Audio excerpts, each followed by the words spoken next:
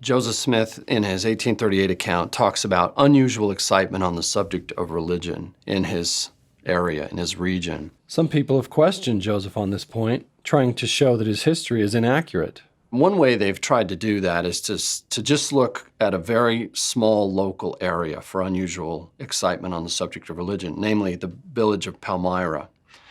And they've been able to show that there's not a whole lot of evidence of unusual excitement, religious excitement, in Palmyra town right in 1820. There's actually more than they say there is, but there's not a lot. But notice that Joseph Smith doesn't say there is. He's not in Palmyra, for one thing. He lives in Manchester, a few miles to the south. That's where the first vision takes place. The Sacred Grove is in Manchester, New York.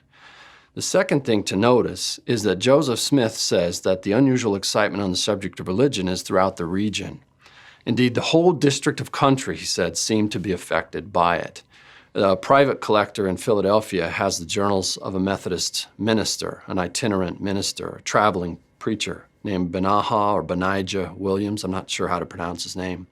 But these diaries show that in Joseph Smith's area, in his time and place, there was what anybody who looked at it today would regard as an unusual excitement on the subject of religion. So in the summer of 1819, and again in the summer of 1820, Methodists held a general conference about 10 or 15 miles from Joseph Smith's home. This is a gathering of probably 100 or more Methodist ministers. They come from all over the region, all over Western New York, including some from northern Pennsylvania. And they gather together, they have business meetings and so forth. And when they're not engaged in those things, they spread out into the villages and hamlets and countryside and they preach. And we know that happens in the summer of 1819. We know that it's within walking distance of Joseph Smith's family's farm. We know it happens again in 1820. So Joseph Smith tells us a story that is compatible with the historical research that's been done. It's completely compatible with the historical facts that have been recovered.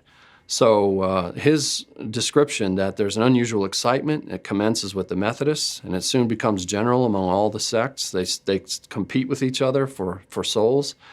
That is extremely well documented in the whole era of American history, and particularly well in Joseph Smith's time and place.